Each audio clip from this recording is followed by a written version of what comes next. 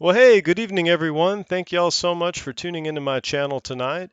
You guys, I have a very exciting story today, and I'm going to review the 264 Winchester Magnum. I recently have acquired this rifle from a family member that had it 25 years, and I just want to give y'all my first impressions. I've already shot this rifle, and I have my thoughts gathered, and I have a little bit of data to give you concerning this rifle, but it's a very nice gun, I'll say that. Now, y'all, if you know my channel, you know I'm a bullseye shooter. I like precision riflery, and I like reloading, 44 Magnum, 45 ACP. If you look back, I used to be very devoted to that stuff until the Lord kind of pulled me away from it and put my focus back on Him. But every now and then it's good to get out and do some hunting or do some shooting. It's okay to do those things occasionally, right? But priorities. We want to make sure our first appetites are the will of Christ. So today I have this 264 Winchester Magnum. Here's what happened. If you look at my channel about, a year and a half, 2 years ago, I did a review on a rifle I purchased, and I called that video the the 6 millimeter Winchester 243 or something like that. The 6 millimeter 243 Winchester. I believe that's what I called it. The 243, of course, was a cartridge developed by Winchester, and it kind of rivaled the 6 millimeter Remington that arguably was a better casing for a 6 millimeter projectile, but when Winchester did it, they necked down a 308, which was a very popular short action case, and it turned out to be very popular. And I can say that rifle was very beautiful. It was a Mauser action. You can go watch the video on it, but truth be told, you guys, right around that time, I just took my focus off the guns and started. I never got a chance to really go out to the range and put it through its paces. I was too focused on church and, doing evangelism and just trying to do what I ought to be doing. And I got a chance to take that rifle out to zero it and hunt with it this past hunting season. And I killed two deer, shot at three, and it was a headshot on the first deer, which was the deer that was missed. And I'm telling you, you guys, that rifle has a bug. I hadn't had time to test it as thoroughly as I wanted to. It didn't like the 100 grains. I tried loading it with 85 grain Winchester loads that I got from just a Walmart. It did okay with them, but every now and then it would throw around, and it did this both with my reloads, which were 55 grain Hornady VMAX, and I had that coupled with I forget which powder off the top of my head, but it was moving at 3,800 feet per second. So I had that 243 pushing a 55 grain bullet, way past Mach 3. I mean, we were up there. We were hitting that deer at it was, I bet that projectile was 3,500 feet per second or more on point of impact. And I did hit a deer in the head with it, a doe, about a 90-pound doe, and I didn't get that hydrostatic shock. I wanted just to find like a neck and a body and none of the meat was damaged and drag it off. And, it would be a very humane way to kill a deer. The deer is grazing, then it's just gone. It never felt anything. It's a target shooter's way to hunt. However, the first deer I shot at, it completely missed and the deer ran off. And I thought to myself, wow. And after that deer ran off, and I've never missed a deer with a scoped rifle. Mind, let me add that. If I had that 243, I'd show y'all right now. I wash my hands of that gun. That gun had a problem. Later, when I put it on paper and I was testing it, you'd get two shots right in the bullseye, and it would throw the third maybe 4 to 6 inches left, down. Sometimes it would even kind of go to the right. I don't know what was wrong with that gun. At first, I thought maybe I was resting my hand over the barrel when I was going to shoot it, stabilizing. That didn't seem to change. I thought maybe I needed to sand in the wood underneath the stock. Maybe I needed to make sure it was seated correctly. All the hardware was tight. The scope was tight. I re-Loctited everything. I cleaned the barrel. I actually bought one of these carbon fiber, really nice cleaning rods, which this particular one is the one. It's chambered for a 6 millimeter rifle. That's I cleaned that barrel until my patches were white. I tried 55 grain, 85 grain, 90 grain, 100 grain, and even 75 grain factory ammunition. My reloads, which were arguably better, I had that measured out to the tenth of a grain. No matter what I did, that gun would just I couldn't get it to shoot accurately. And you'd look in the barrel, it looked perfect. And eventually, after that first shot, it missed the deer, and I'm sitting there. And then I go to, reload another round, and another doe had ran out after that first shot, and it's sitting there looking left and looking right, and the two other deer come and run by, and it's sitting there looking left and right. And right when it looked back like that, I took the shot, and wham, deer hit the ground shaking. So the second shot went down range, and I thought, man, maybe I just, fouled it. Maybe I missed. That's what I'm thinking. And because when I got to that deer, that bullet was center in the head. But like I said, that I was using one of those 55 grains, one of my reloads, and there was no hydrostatic shock. The deer was just kind of hit through the cheek and the face and shot out the other side, and there's a bunch of blood, a little pile of blood on the ground, and it was completely dead. But it didn't, blow the head or anything like I've seen 270s and some other cartridges do.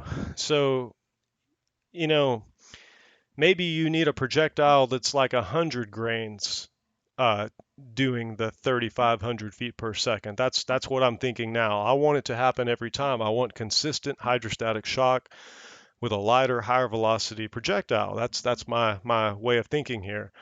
Well, come to find out, after that second deer was hit, that happened in that same instance. It was 30 seconds. I missed the first, then I nailed the second. And the funny thing is, the first deer stepped out at 50 yards. It missed. The second deer stepped out at about 108 yards. It's looking left and right, and I nailed it with a headshot. So I'm like, I know I didn't miss. You guys, I'm telling you, I put that gun on paper later that evening. I'd get two shots, and then it'd throw one. You know, I went hunting with it the next day. I drove to a Walmart later that night, bought the 85 grain Winchester Super X, sighted it in with those. It appeared to do a little better, but not really. It would still throw one, but it still, I'm like, well, I can't trust this rifle for headshots anymore. I'm going to go for a body shot. I wanted a buck. Sure enough, I got a buck. I can show y'all a picture of that buck, kind of going off script here, but yeah, so a buck stepped out the next day, and it was a little 8 point. And oh, I don't even know if y'all can see my pictures. You can kind of see a buck there, but yeah, I shot him in the body, and he fell over, and that was that. Perfect shot. Took 2 steps and fell. When I cleaned the deer, it put the heart in about 6 pieces. That little 85 grain, some kind of a core lock or something. I don't think they call it that, but it was a lead nose copper jacketed bullet, kind of like a Remington green and yellow box core lock, but Winchester's version. So that was just $24 ammo at Walmart late on the same day. I went to try to solve the problem because I was going to go the next day to get my buck. And I didn't trust the gun. So at that point, I'm like, well, how can I get this gun to shoot accurately? Like I said, I sanded in here, I cleaned it, I did everything. No matter what I would do, the gun wouldn't shoot correctly. So I decided to sell the gun. I went in a pawn shop. They gave me $400 for the rifle, which I thought was fine. It was around what I paid for it. And it had a Leupold 3x9 scope on there, and they were going to only give me $150 for that scope, which was in mint condition. So I said, I think I'll keep the scope. I'm looking around the shop. Lo and behold, they had a Walter P38 that was in the original case with an extra magazine, just really pretty. This thing hasn't even really been fired. I mean, it's just in excellent shape. This is post World War II, but it is a German made at Walter, 9mm Parabellum. And it came in one of those recreation World War II cases. This isn't the original East German case or anything. This is some kind of German World War II reproduction. It has a little eagle and all that, but So it was an even trade. I traded the rifle and the scope. because they wanted $599 for this gun. I've never seen one in this condition. I have a World War II one, but I didn't have the aluminum frame version. So now I have that. I'll just hold on to it. That'll go up in value. Shoots great too. I already tested it, put 20 rounds through it, and it cleaned it. And at 25 yards, it was grouping them in there like this. P38s are outstanding for the time. It was the predecessor of the Beretta 92, by the way. Well, anyways, I needed another deer rifle. That I had sold my 243, and it's not a good thing because I probably had $400 in ammo for that thing.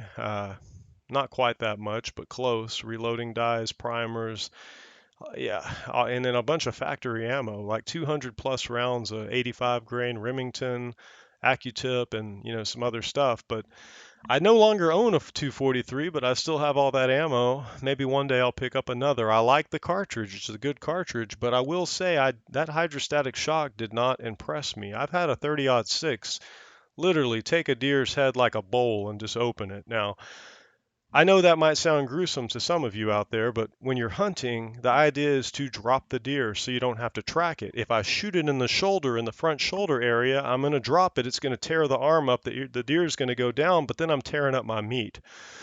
I like to shoot neck or head. I'm in Texas. Most of the shots here between 40 yards and 120 yards, just where I hunt. So a little high velocity 243 would have been a good choice. But I wasn't getting that hydrostatic shock. My uncle had this 264 Winchester Magnum. This belonged to my uncle. He's had it for 25 years. He had multiple boxes of ammunition for the 264. And let me go ahead and show y'all a comparison with some ammo here. So I told y'all about those 85 grain brand new factory ammo that I had for the 243 Winchester. So here they are. Here's a brand new box. Here's a 243 Winchester, 6mm bullet. Okay. And then here's the 264 Winchester Magnum. Now, these are probably closer to $2 a shot, but if you see the difference there, I'm holding them at the same height right now. They're balanced on my finger. So quite a big difference. And this is based off a 308 neck down to the 6mm. So, and this is a little bit longer than a 30-06, just to throw that out there. I don't have one to compare, but my dad has, and I've put them side by side. The 264 is a little bit longer, overall length than a 30-06. So this is a big old boy right here, a big old round. I sighted this gun in. He said he hadn't shot it in 15 years. I sighted it in. I have two different types of ammo. I have these Winchester 140 grains. I have quite a few boxes of those. And then I have green and yellow box Winchester 264 Magnum. And these here are also 140 grains. And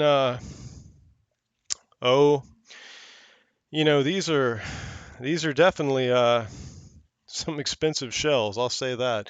Now, back when he bought them, I think he paid like $18 a box back, 15 or 20 years ago. But today they're about $38 to $60 a box, depending on where you can find them at, and you typically have to order them. But for my research, you can get 15 extra grains of powder space from a 6.5 PRC, which is a bench rest cartridge, but it's one of the really ballistic coefficient shooting 6.5s. And if you compare this to a Creedmoor or something, this is also a 6.5 as well, 264 Win Mag, and you're getting a lot more case capacity.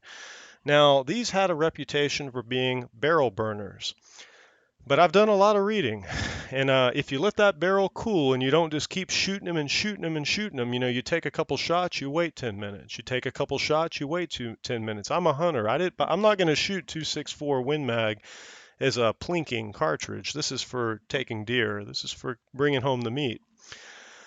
I took it out there and I got this gun zeroed at about 1 inch, and then I I let my wife take a shot on it, and she has no experience. And I sat there and coached her, made sure her shoulder was firm into the gun.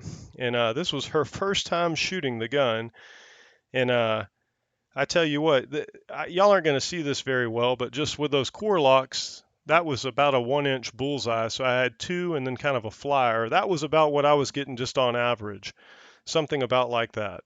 So that's like an inch and a half. That's not real great, but I don't have reloads made for this thing yet. I think I'll be able to tighten the groups in. Well, I let my wife shoot it, and I was saying when that trigger breaks, just make sure your crosshair is dead on there. And it's a 20x scope. This is a Leopold 6x5x20 Leopold. It's about an $800 optic on there with all steel mounts and everything's nice and tight. I made sure. Well, my wife got out there and her first shot just smacked the bullseye, and she's down there rejoicing and happy, and so the gun's capable. But here's the thing, this is with 140 grain. Now this would be the ideal cartridge for elk or possibly even moose if you were gonna to do that with this. It'll do it, and it would be a good choice. It's all shot placement, but this has the power to do that. But for me, I want to bring this down to a 100 grain bullet. Because when you get this down to a 100 grain projectile, you're up there at 3,600 feet per second. Now, if you see where I'm going with this, that's going to be that sweet spot for hydrostatic shock and just, all out concussion on impact. So this is going to be my headshot deer gun once I get this figured out. And unlike my 243 that had some kind of problem that I could not figure out, and I spent a lot of money trying to, I just had to, it was a gunsmith special.